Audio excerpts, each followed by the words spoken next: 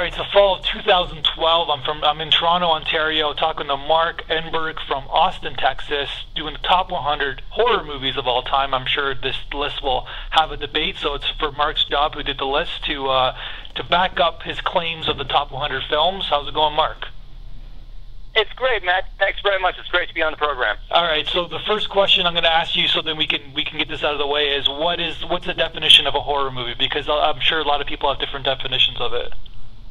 Well, the horror genre, from the beginning, from when horror first found its roots in cinema, it elicits a negative emotional reaction by playing on the audience's primal fears.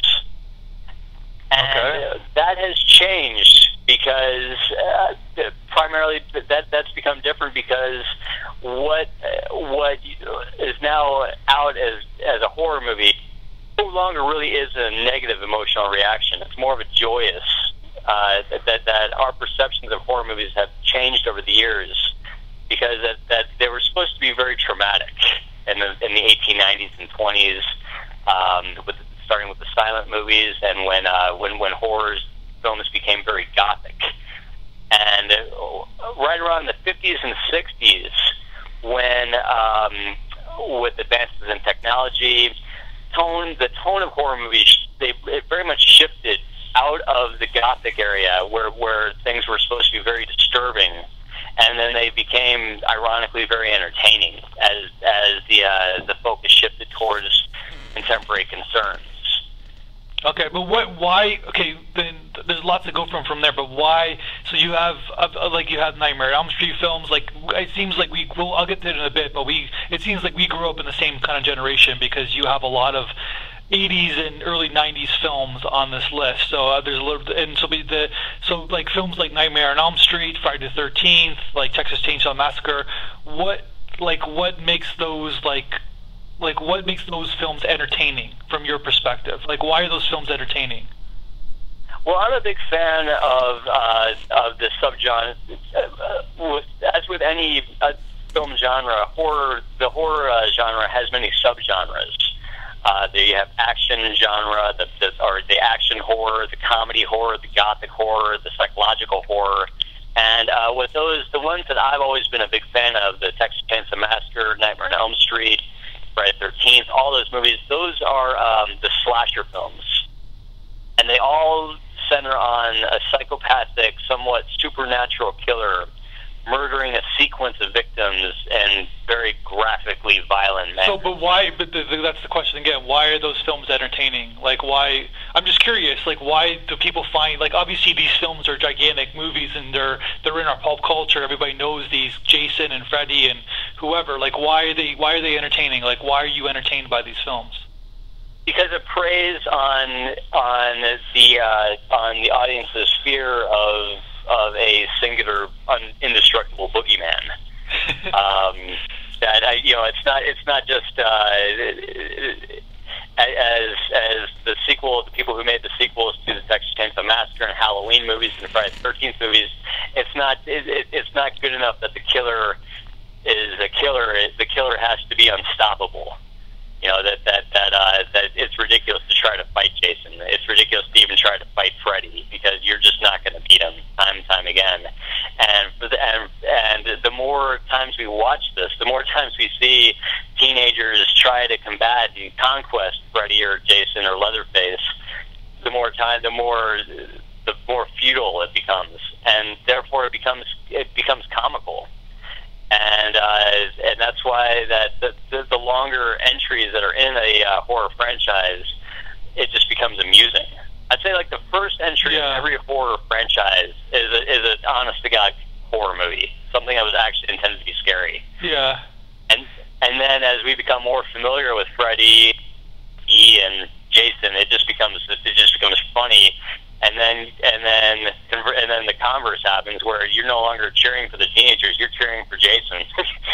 It's almost like because you have the 3 Child's Play films in your top 100 list. That's kind of the perfect example of what you're talking about, where they're just like, come on, like this little doll's running around killing people. Like, just the concept itself is pretty funny. You know what I mean? It's ridiculous. Yeah. The premise is outrageous, but it's Chucky, as the filmmakers understood very well, is that Chucky is funny, and Chucky's amusing, and that Chucky's entertaining. And therefore that we sort of forgive the preposterous premise and the ridiculous concept and everything like that, because it's so damn amusing to watch this little doll, this little Cabbage Patch doll, scream and cuss and commit graphic murder. These type of films, like every time we show a horror film at our festival, like the audience is always polarized. They're always like on two different corners, where there's a certain population in our society that just despises these films and doesn't understand it, because they're offended that people are entertained by other people getting killed.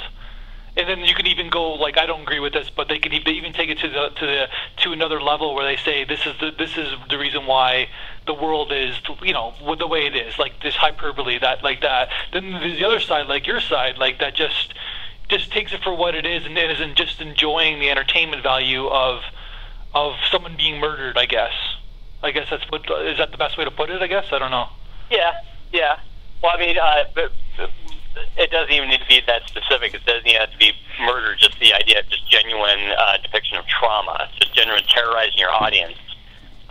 That's what I think people get offended about horror movies. It's not so much what the content.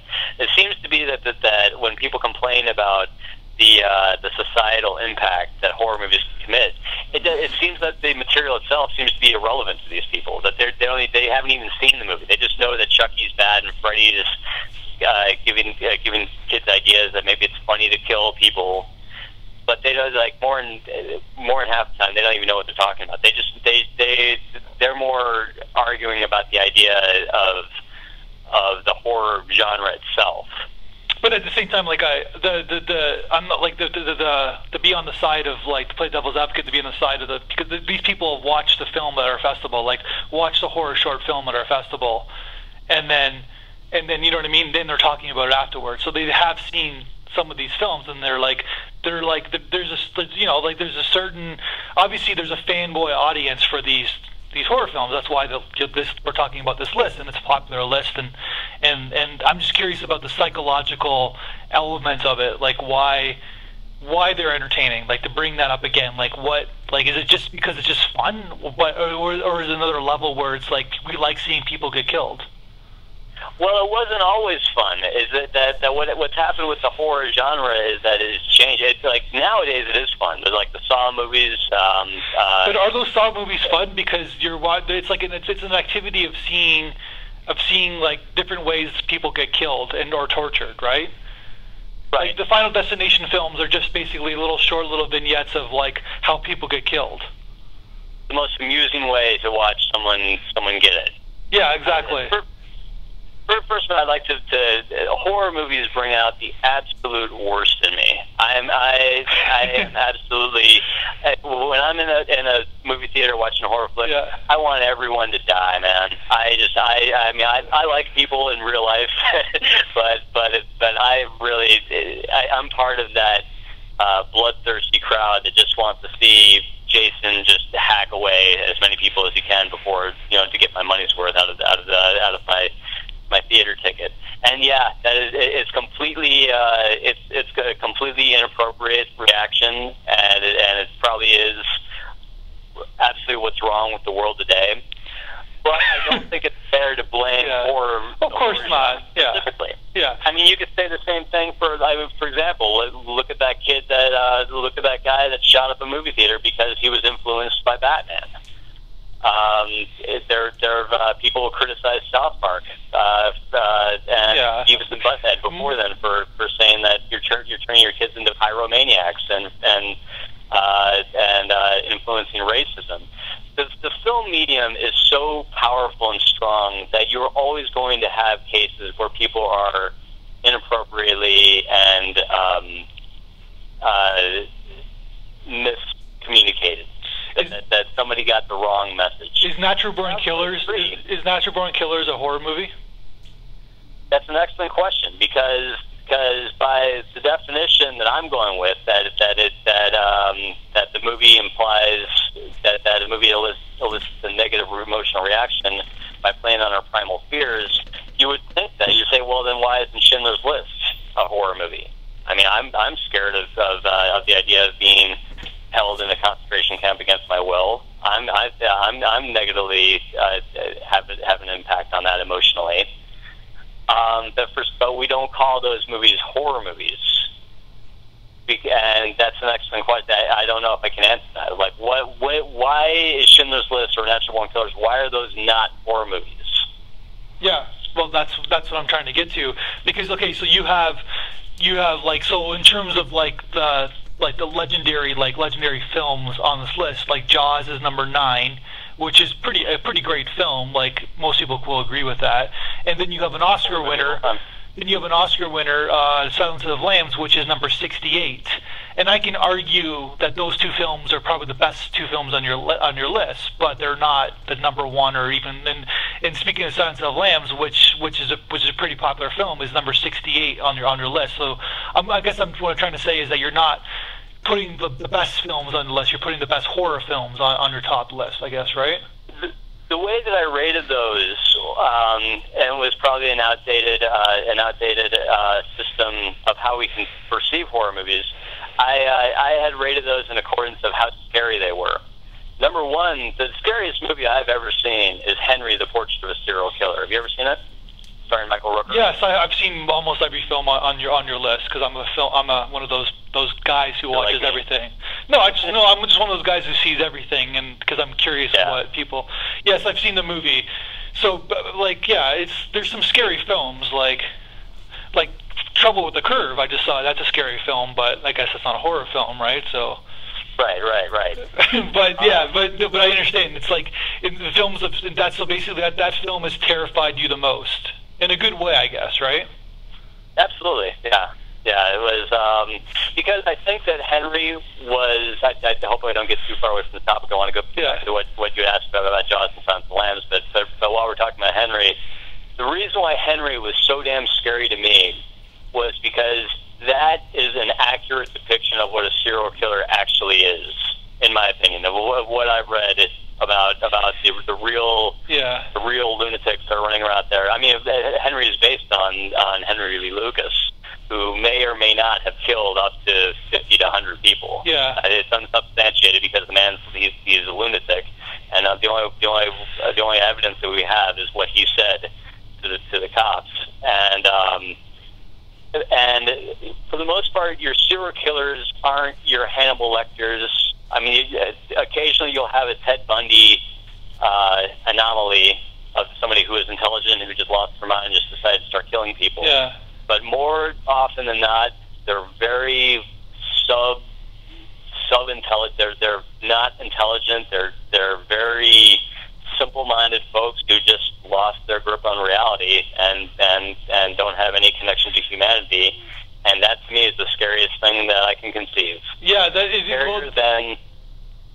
No, like I was just gonna say, like a recent movie is The Monster, the Charlie Sharon movie, where she's a sub-intelligent person who becomes a serial killer because she loses touch on existence, I guess. Right, because Eileen Wuornos was viciously bullied, and everywhere she moved to, she had all kinds of police intimidation, and she was just, she was kicked around a lot, and then finally she just said, well, screw this, I'm going to start killing you people. And that's exactly what she said.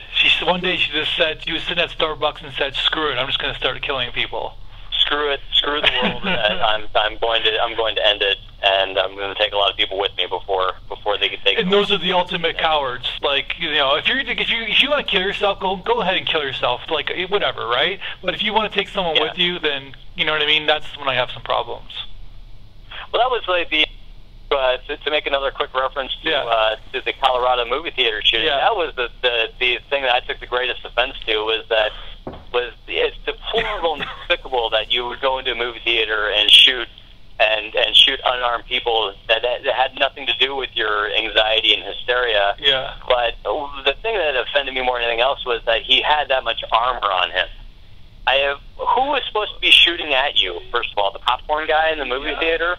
you're opening up another you're opening up another can of worms, right? Like, because then there's like the gun control thing. You know what I mean? Like, you know, that's another podcast. But right. But the thing about this film, it's like there's a good psychological analysis of a human being. Just like, say, like, I guess the best.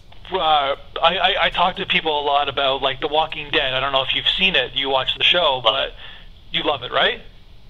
I love it. Okay, you love it. So I just watched the first 2 seasons in the last, like, couple weeks, and then you talk to people about The Walking Dead, and you get 2 different kind of reactions. You get the reaction of, like, someone going, yeah, when the zombies kill these people, and they're all excited about the zombies killing who, or all the action stuff. And then you get the people, like, analyzing the psychological analysis of the show about, like, the characters turning into animals themselves, or looking for humanity, or the theme of hope, like, within that resonates through the season. But then there's it seems like 2 people are watching 2 different types of shows, right? Whereas, like, Henry Pork, like, is the same kind of movie, but then your second on your list, Texas Chainsaw Massacre, it's just about a guy with a chainsaw going crazy on people, right? Yeah, I call that the George Romero complex, and that was that big fans of Romero about the original Night of the Living Dead make the claim that movie is really about the Vietnam War, and that was the line, "We are us," you know, "We are them and they are us," and people were making the same, similar psychological or philosophical claims about the Texas Chainsaw Massacre. They were saying that Texas Chainsaw Massacre is really a statement on American consumerism. Okay, so maybe I'm wrong then. Maybe there's a theme to this movie. So. Yeah, oh, completely. I mean, if you have a movie that's good enough, then you can make all kinds of philosophical claims and look into it and find different methods of motivation and thematic value. But in my opinion, in the long run, no, the Texas Chainsaw Massacre is really just a very gruesome story about a cannibalistic family that likes to not only kill you and eat you, but sell you as chili. Yeah. Which to me was the ultimate insult. It's like, not only did we kill you with a chainsaw and eat you, but we sold you. Yeah, I guess that's what I'm more. So basically, you're putting the list as the scariest movies, like, not necessarily the best movie, but the movies that are the scariest movies. The movie but by my definition for me, the movie that evoked the most emotional reaction out of me, because for example, one of my most primal fears is sharks. I'm scared to death of sharks. Scared to death of the water. I can swim, but man, I don't know if it's because I saw Jaws. Yeah, it's because you saw Jaws. It's because you saw Jaws. Yeah. But it is impossible for me to sit to be among the waves and not think about the shark's point of view. You know the shots I'm talking about in Jaws when that's in my head every time I'm in the water. Well, I guess here's what you make a good point. I guess what I'm trying to say is that there's grounded films like Jaws that kind of like that. Here's this shark. It's killing people, but here's a small town, and then you got 3 characters going to go out and try to beat it, right? But it's grounded in reality. Like, this could take place. And then you got Child's Play, where it's like a killer who, for some reason, ends up in a doll, and then a kid buys the doll, and then, you know what I mean? Then shenanigans take place, I guess, right? Right. Which is not grounded in reality. Right. I've always considered movies that are more believable, horror movies that are more believable, and thinking that this is something that could happen, as genuinely more scary than something that's completely outrageous. Except there's something about the first Nightmare on Elm Street that even though that was a completely absurd concept, there was just something that was just so well done about the production of that. Robert Englund, of course, did an incredible job as Freddy Krueger, but those dream sequences, very, very frightening. And they keep trying to recreate that. They keep trying to redo that. But for example, I couldn't put the remake of Nightmare on Elm Street on the list because it didn't even come close. No. I mean, I don't even know why they tried to do Freddy Krueger without Robert Englund. It was a joke. No disrespect to Jack Early Haley, because I love him as an actor, but I was completely unconvinced. Well, it's almost a thankless job for him. It's like, you know what I mean? It's like someone trying to do, you know, Bogart and like recreating Casablanca in a sense. You know what I mean? Like, yeah. You know what I mean? Like, it's thankless. The guy's the person that iconicized the role, right? Like, how can you replace that, right? Yeah. Hey, you know, while we were, you mentioned Jaws earlier, and I wanted to talk to you about something about a really interesting theory that I just read about regarding Jaws, and it makes actually a lot of sense to me. And it was that the idea is that Jaws, the shark in Jaws, actually has a motivation of his own.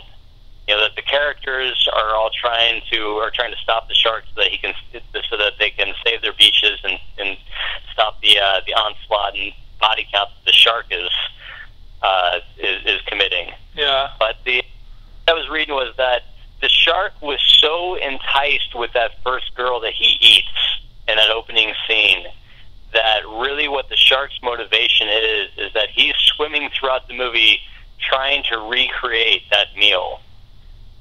And that's kind of why he's going around eating like that's why he ate the little Kittner boy, and that's why he attacked the pond on the 4th of July scene.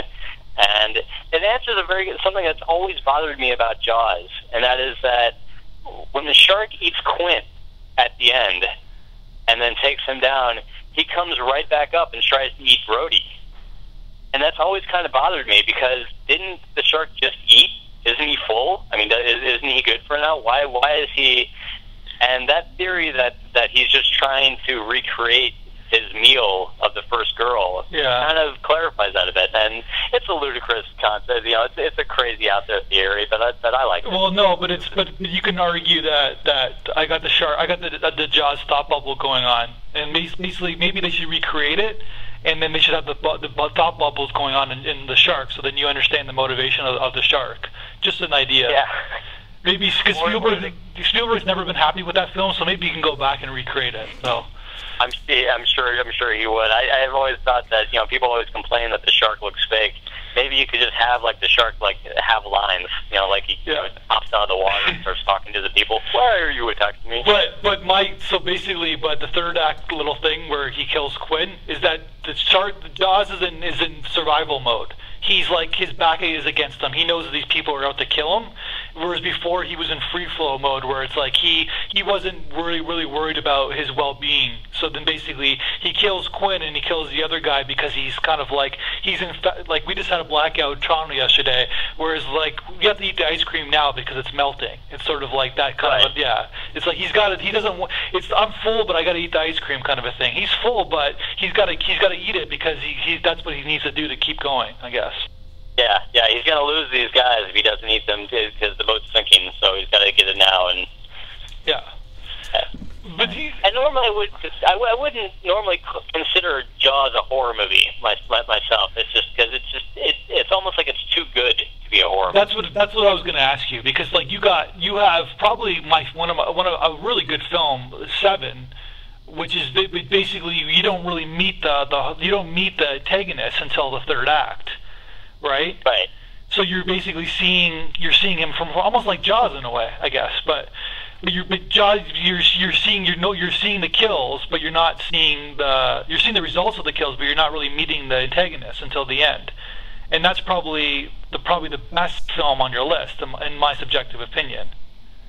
Well, Seven, along with Silence of the Lambs, those are two excellent examples of the subgenre of psychological horror, which really relies on characters' fears, character guilt, characters. I mean, a lot of Seven has to deal with Brad Pitt's character's system of beliefs. You know, there's that scene where he and Morgan Freeman are sitting at the bar and they're going over about what they believe in and how much good they can be for society. You know, that's not a typical conversation that you would have in like a slasher movie, and like in anything that anybody else would consider a horror movie. That's too deep. Well, but it's also a very cliche conversation. It's the idealist meeting the realist, right? Right, completely. But for the sake of their investigation, it ends up it's completely accurate and relevant. So and so Seven is an outstanding example of a psychological horror movie, because it truly builds tension and furders the plot in ways that are relevant. You know, that you know what the seven deadly sins are, even if you've never seen the movie, and you're wondering like okay, well, he's committed gluttony, he's committed pride, he's committed greed. What the hell is wrath going to be? You know, you're constantly wondering that as the movie approaches its third act, and then you find out that by the end of Seven, that it's complete, that it was something that they really threw a curveball on it. Yeah. Oh, and that's another thing too. Like these movies, these horror films now. Like I've seen a lot of horror films in the last couple of years. There's always the twist. What's with the twist now in horror movies? It's like it's kind of like it needs to occur. It does. Because the horror, depending on what subgenre you're working of, like for example, most what is classified as a horror movie these days is a slasher flick. Now, a slasher flick, it does kind of need to have that twist because we've seen it. We've been dulled by too many acts of violence and bloodshed and gore in the movies. We need to have a certain twist in order to be entertained, so that we'll consider it original, so that we find it worth talking about and worth considering. That's why I think that so often when they remake Friday the 13th or Halloween, that they always kind of they've tooled the story structure in a way that's not just a retelling of what we've seen before. There's some special feature that they'll have to make a reference to. Or it's like there's like three things. Like I guess it's like we're gonna try to make the most like nasty, like violence, like of like gorish kind of movie, or we're gonna have like a cool, like psychological. Like you have a recent film from last year. You have Insidious on your list, who basically it's kind of like a psychological thing. There's something going on, and it's almost like I call like these horror films like kind of like sexual foreplay. It's like horror foreplay where they tease you. They're like biting your neck a little bit, and you're not getting to the deed until like later on. Or you know what I mean? And then there's like the foolish ones, like say Cabin in the Woods, which is like kind of like mocking it, I guess, in a sense, right? Paranormal Activity, you're exactly right, and Paranormal Activity is a great example of that. That we watched when you watched the first Paranormal Activity, you were dying to see some kind of proof of this ghost that is in this house. It's like a naked girl. It's like a naked girl, like teasing you, right? So yeah, completely. And then finally, when you get the payoff at the end, you feel either cheated, or satisfied by the conclusion. More often than not, you're probably going to feel cheated because you're just never going to get enough. But at the same time, you've had sex, so you're happy in some sort of way. Right. Yeah. You're ready to walk out of the theater and smoke a cigarette. But then there's movies like the Saw movies, which is like a new kind of upmanship of like, let's try to make something even more gorier. Let's try to like let's bring more blood into the equation. You know what I mean? Like let's just like let's up the stakes here. And the funny thing is that no matter how much you up those stakes, you're going to have somebody else that's going to try to up them even further. Case in point is the Human Centipede. I bet you the Human Centipede came out by I can't remember the guy's name who made the Human Centipede. It was right on the tip of my Tom Six. That's it. That's it. Tom Six. Yeah. And that Six was probably watching Saw. I was just like, wow, that's really messed up. I want to get even grosser. Yeah. And I want to stow people's mouths to other people's anuses so that they'll have to. Yeah. Crap And this is what I'm asking you. I don't even understand honestly, I'm being a little bit biased here. I don't even understand those movies. Like I don't understand the entertainment value of those movies. But I'm in the minority, or at least I'm in. There's a huge audience for them because the movies keep doing well, like year by year, right? They have the same conventions as what made the slasher films of the 80s and the 70s and 80s and 90s and thereon. They have a lot of the same conventions. You have your idiotic victims who just have it coming. You have your completely demented psychopaths. But the draw, the appeal factor, for me anyway, for those kinds of horror movies is this is such a bad situation, and I'm just glad I'm not that. I'm glad I'm watching this movie, and I'm not one of these characters who's chained to a wall, getting ready to perform the human centipede experiment. Yeah. And it's the thing that entertained me so much about the human centipede, why I included it in my top 100, it was that it really didn't occur to me that it's a completely plausible thing. That's something that somebody could actually do. Yeah, and this goes back to our conversation about what makes a horror movie so scary, and it's that if it can actually be done, and if it's believable, then you have a pretty good horror movie. And that was, to me, what the human centipede was that there are people out there that are crazy enough to try something like that. I see stuff in the news that are along those lines. Then you also have the films which I'm going to mention, this is the film that kind of changed me, that I realized that was old film. You have 79, you have Cloverfield on your list, that basically is kind of a gadget film where they have the video camera, and you're seeing from the perspective of the video camera, and you're kind of like seeing the alien or whatever it was in the background, but you're not really seeing it. You're one with the characters, I guess, right? Yeah. Yeah, by sharing and the Blair Witch Project capitalized on this, earlier. Yeah, was that by us having that camera point of view, the filmmakers were really able to sort of play on our primal fears, because we no longer felt like we were the third person watching these characters. We were with them. Happen to them. We felt more with them. Yeah. And it was a really genius way of incorporating our interest into the story. By no means this wasn't the first time it had ever been done, but it was definitely an effective one. No, but it's going back to the Jaws thing where you don't show Jaws until the third act because you're teasing us, but this movie's teasing us the whole time, where it's like we're only seeing just shadows of the villain or what's actually taking place, I guess, right? Right. So it's like we're seeing it in the background. But then it's like kind of a real time movie as well, right? Like we're going, you know what I mean? Like it's what's happening now is happening now in a way, and then someone's gonna find the video camera, whenever, and show it to us. Although that has always bothered me about Cloverfield, was that by the end of Cloverfield, everybody's been destroyed and the whole building is falling down. So how did they get the tape? A lot of things bothered me about Cloverfield. But I'm not. See, that's when I realized that was the film that I realized that I wasn't young anymore. That a new generation of film goers are rising up, and they don't like the same thing that I like anymore.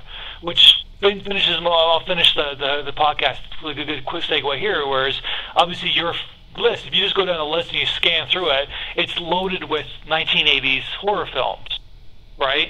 So then obviously you're from that era. I'm assuming you're from my era, which you're like in your 10, 11, 12, you're way sitting up like I did. I don't know if you can relate to this, but in their like mid to late 80s, I would be 12, 13 years old, and me and my friends would have sleepovers, and we would watch all these kind of type of movies that you have on your list. Am I wrong to say that you're from this generation and you're a little bit biased with the 80s films? No, that's completely right. I composed that list and made those decisions, made those calls, and and how I ranked them by how scary I thought they were. Yeah. Movies, I'm with you. I think the horror movies today, I haven't yet seen The Cabin in the Woods, but the horror movies today, and I got to include I like the Friday the 13th remake, and I like the Halloween remake.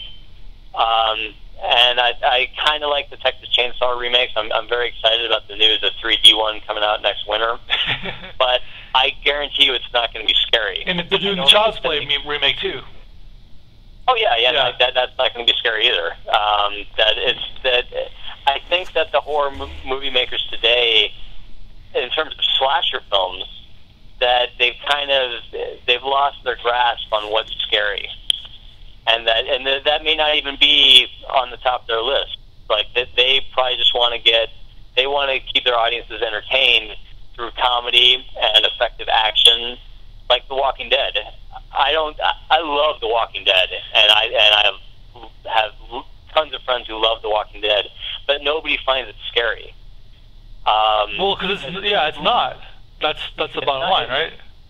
It's not scary. It's about the scariest concept that you can think of, but there's something that's not scary about it, and I think that's that's sort of the tone that the horror movie makers today have taken. That's like, okay, well, we don't necessarily need to scare the pants off the audience. We just want to entertain them by grossing them out. I want to end on The Walking Dead. I know because it's a TV show, but because it's like what Walking Dead is doing is that, whereas like the movies like Saw have a certain audience and a certain generation, and they'll do well because that audience is going to go see those movies, and then obviously they stop doing it because the audiences who watch the movies at the beginning have grown up and they have mortgages and they have kids now and they don't see the movies anymore, right? But the movie like The Walking Dead is like it's hitting 3 or 4 different generations at the TV show, which is kind of it gives me there's a lot of curiosity on my part. In terms of that, because it's like I said, it's like it seems to be doing a lot of things. But what is your impression of The Walking Dead? Like, what's that show about, or is it about anything except for zombies? No, it definitely has. It has a lot of.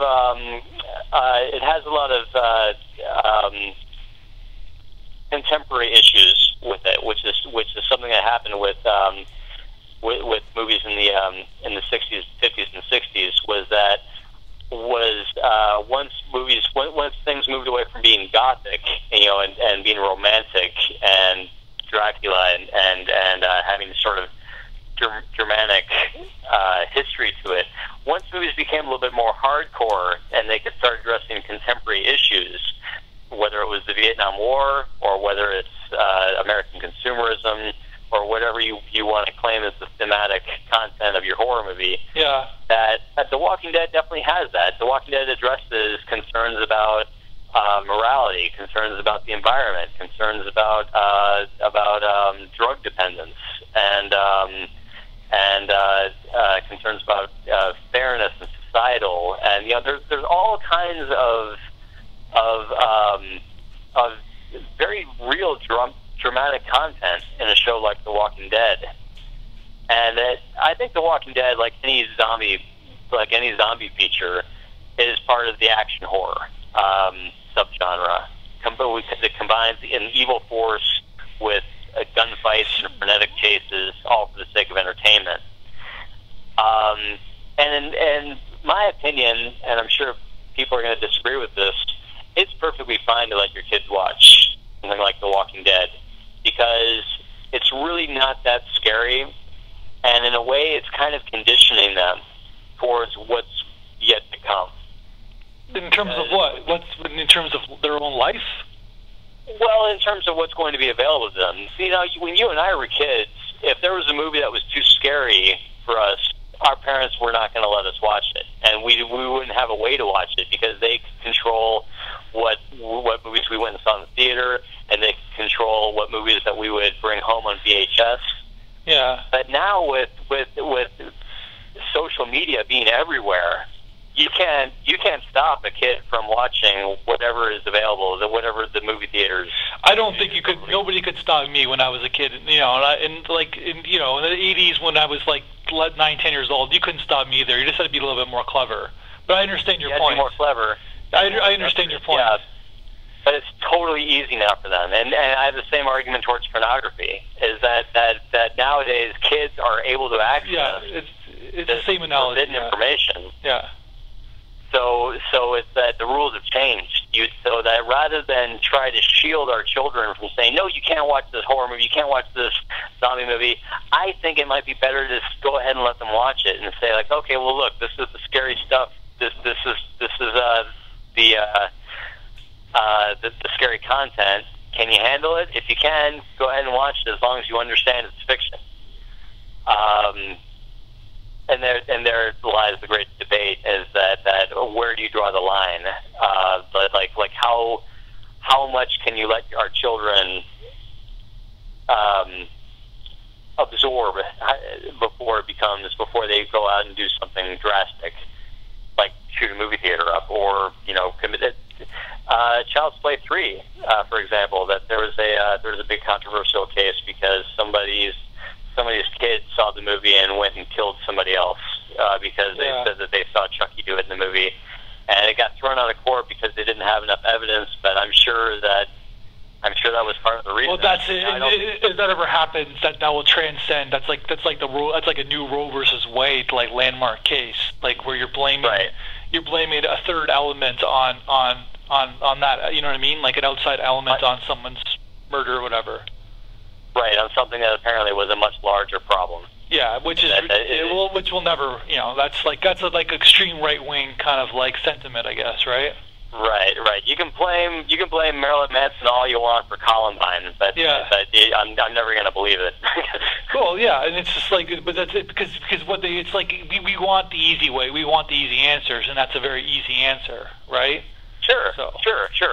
We want someone to pay for this travesty that somebody committed. Well, we got him, we caught him, he's in jail. Well, we want more. We want more. We want more people to blame. But with The Walking Dead is like, it seems like it's like there's, I guess it's very simple in its nature, but there seems to be a lot going on in the show where like there's an intellectual curiosity with that film, which I think that this is my problem with like horror films in general, because they're just disposable. Like where the Saw movies are a perfect example, where it's just like nobody's gonna watch those films like 20 years from now. You know what I mean? Like, but The Walking Dead, or like Jaws or Seven, like. You know what I mean? You can argue that the people are going to be. It stands the test of time. Those types of films, and I just wonder why they're not making more of them. My guess is because, and I totally agree with the idea of the discrepancy between the horror movies that are being made now and what was so effective back then. And it's a great question as to why nobody is making anything that's so psychological. My guess is that they are. It's just that by the time that once it becomes so good. Like, for example, like, say, Silence of the Lambs, then we no longer call it a horror movie. We just call it a really intense action movie. That is a really, like, intense drama. Yeah. Even though, technically, 20 years ago, we would have called it a horror.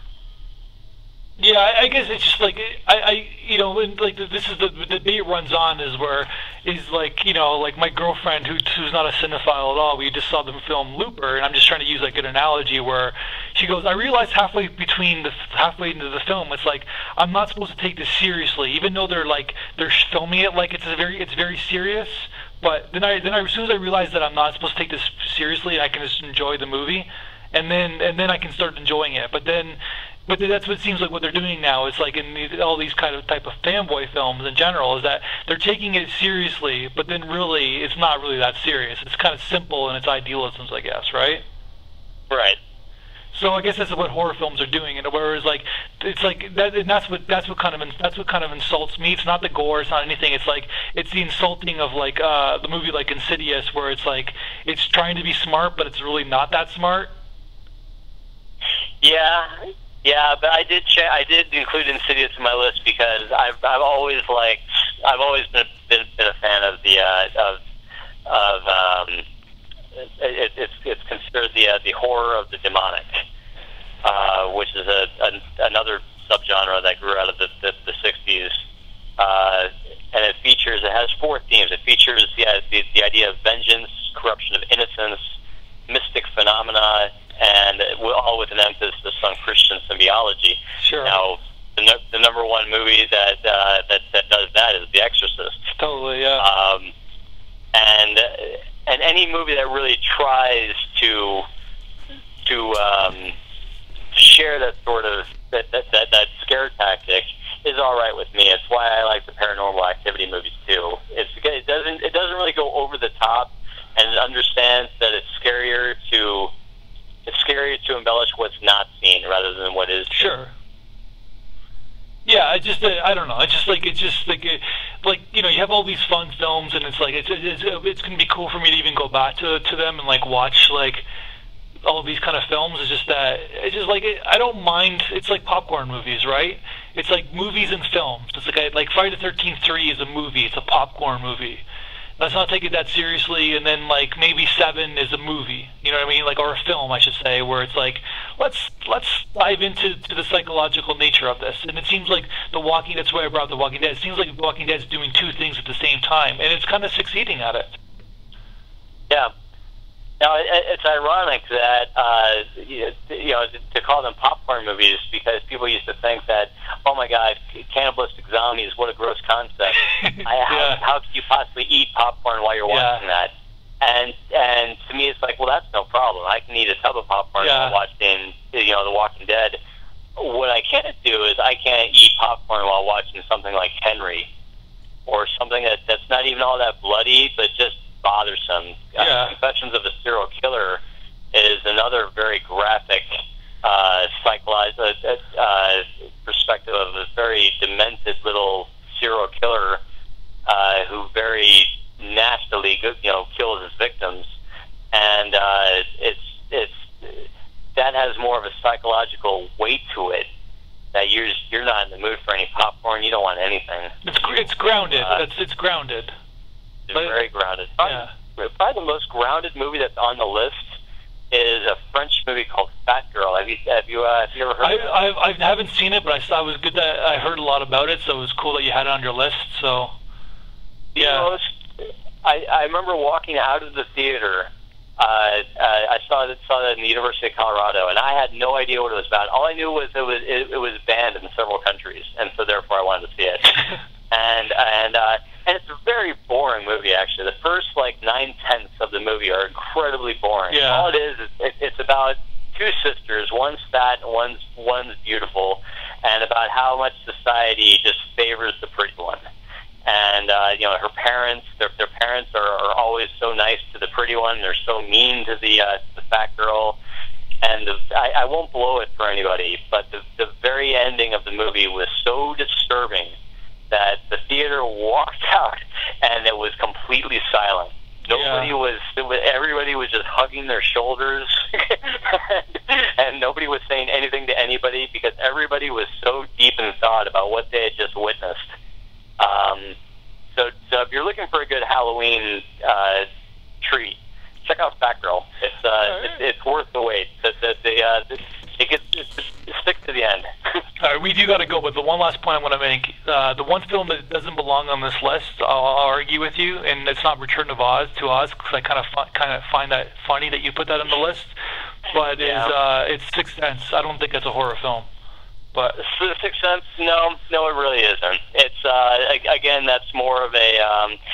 Technically, you could argue 20 years ago it would definitely be a horror movie because it plays on the supernatural, on ghosts, on the unknown. You're sharing the point of view of this child who has every right to be scared out of his wits throughout the story.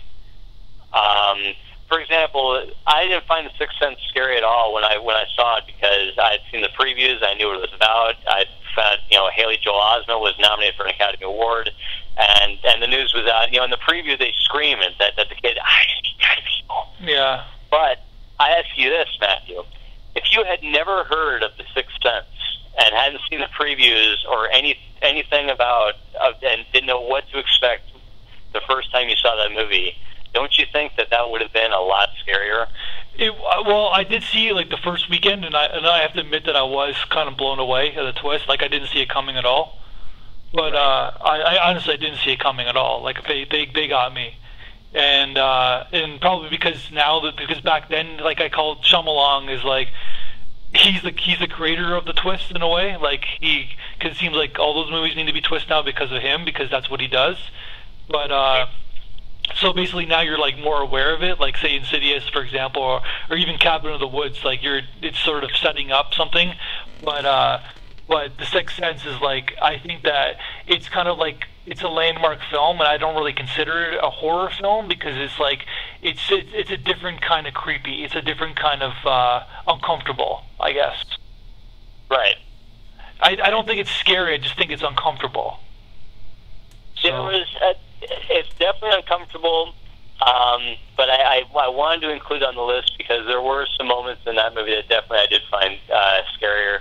If I can name one specific point in that movie that scared the hell out of me, it's when he's in the kitchen. The little kid's in the kitchen, and he thinks it's his mom who's standing next to him, and she turns around, and he finds out it's the gun. Oh man, that blew me away. No pun intended, but and by the way, shout out to Haley Joe. Where are you, man? Where is this guy? Is he at like Harvard or something like that? Like he's got to make a comeback. The last I heard, he was in some like one of the some teddy bear movie. not Child's Play. Yeah, no, he wasn't in any of the Child's Play movies that I can name, but that was the last I ever heard of him. I'm sure he's out there somewhere, and he'll probably resurface like Macaulay Culkin. All right, Mark, it was great talking to you, and we went in a lot of different tangents, and thanks for making this list. Hey, it's always a pleasure, Matthew. Have a happy Halloween.